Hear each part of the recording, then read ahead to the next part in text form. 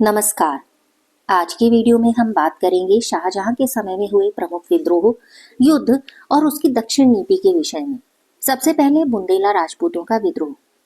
अबुल फजल के हत्यारे वीर सिंह बुंदेला के बेटे जुझार सिंह ने मुगल अधिकृत प्रदेशों पर आक्रमण करके विद्रोह की धमकी दे दी, लेकिन उसे पराजित होकर आत्मसमर्पण करना पड़ा।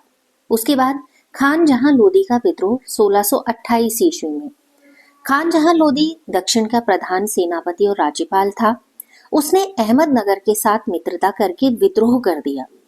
शाहजहां स्वयं 1629 ईस्वी में युद्ध का नेतृत्व करने के लिए दक्षिण की ओर रवाना हुआ। मुगल सेनापति अजीम खां खान जहां लोदी के लिए बड़ी मजबूत टक्कर के रूप में सामने आया। खान जहां लोदी के साथियों शाहजी भोंसले और कालूजी भोंसले ने मुगलों के सामने आत्मसमर्पण कर दिया और जो खान जहां लोदी है वो कालिंजर के किले के निकट युद्ध करता हुआ 1630 ईस्वी में मारा गया। उसके बाद 1628 में शाहजहां ने नौरोज त्योहार बड़ी धूमधाम से मनाया। इस अवसर पर पवित्र बनाने का उसने बहुत प्रयास किया और शाहजहां ने इस अवसर पर अपने परिवार के लोगों को उदारता पूर्वक उपहार भी दिए। आसफ खां को 9000 जात और 9000 सवार का मनसब भी दिया।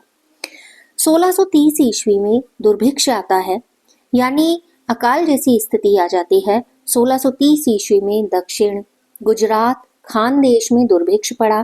ये दुर्भिक्ष इतना भयानक था कि सैकड़ों लोग यानी सैकड़ों मनुष्य भूख से मर गए। उनके बाद महामारी का प्रकोप आया, गांव के गांव नष्ट हो गए और इसमें अब्दुल हमीद का एक कथन है कि सम्राट ने कर निर्धारण में लगभग 70 लाख रुपए माफ कर दिए और दरिद्रों और निराश्रितों को लिए बहरानपुर, अहमदाबाद और सूरत प्रदेश में दलिया बांटने के लिए ढाबे और लंगर स्थापित कर दिए। 1631-32 ईस्वी में पुर्तगालियों के साथ युद्ध होता है। पुर्तगाली कारखाने स्थापित करना चाह रहे थे और पुर्तगाली कारखाने स्थापित होने के कारण हुगली नगर की जो महत्ता है वो बहुत बढ़ गई। पुर्तगाली हिंदू और मुसलमानों के अनाथ बच्चों को पकड़ लेते थे और उन्हें बलपूर्वक ईसाई बना देते थे।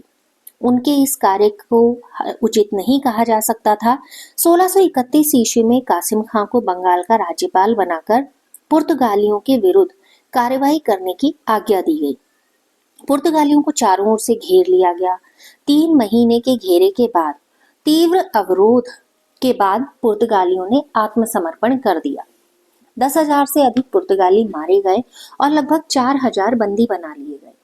बंदियों में से कुछ ने इस्लाम कबूल कर लिया और अपनी जान बचा ली, बाकी यातनाएं भोगते हुए मर गए। उल्लेखनीय है कि शाहजहां पुर्तगालियों के प्रति बड़ा द्वेष रखता था, इसी कारण वह उन पर विजय भी प्राप्त कर पाया। उसके बाद शाहजहां की दक्षिण नीति। शाहजहां की दक्षिण नीति के अनुसार पूरे उत्तर भारत पर जब मुगलों का अधिकार हो गया तो शाहजहां ने अपना ध्यान दक्षिण की ओर लगाया।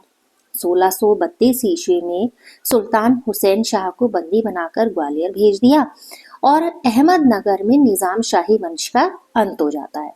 शाहजी भोंसले ने निजाम शाही राजवंश को पुनर्जीवित करने के लिए राजवंश के किसी और बालक को सिंहासन पर बैठा दिया, लेकिन उसे भी शाहजहां के सामने आत्मसमर्पण करना पड़ा।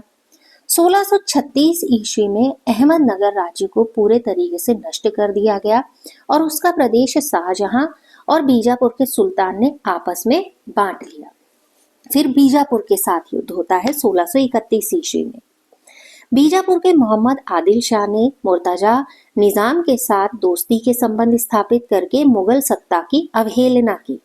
आसफ खां की सेनाओं ने बीजापुर को घेर लिया। मराठों ने बीजापुर को सहयोग दिया। मुगलों का ये प्रयास असफल रहा। फिर 1635 ईस्वी में शाहजहां को शाहजी भोंसले के विरुद्ध कदम उठाना पड़ा। गोलकुंडा और बीजापुर को शाहजी भोंसले की सहायता न करने हेतु शाही पत्र भेजे गए। गोलकुंडा के शासक ने स्वीकार कर लिया, लेकिन बीजापुर के शाही आज्ञा मानने से इनकार करने लगे। अब मुगल सेना ने खान दौरान के नेतृत्व में बीजापुर की राजधानी को घेर लिया।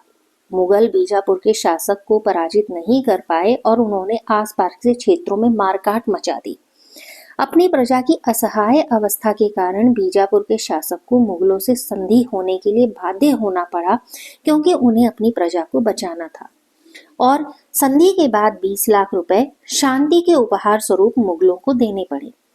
फिर 1636 से 1644 के काल में औरंगजेब दक्षिण का राज्यपाल नियुक्त किया गया। उसने इस काल में नासिक के निकट बगलाना को अपने राज्य में मिला लिया और शाहजी की शक्ति है उसको कम कर दिया। 1656 ईस्वी में दूसरी बार उसे दक्षिण का राज्यपाल नियुक्त किया गया।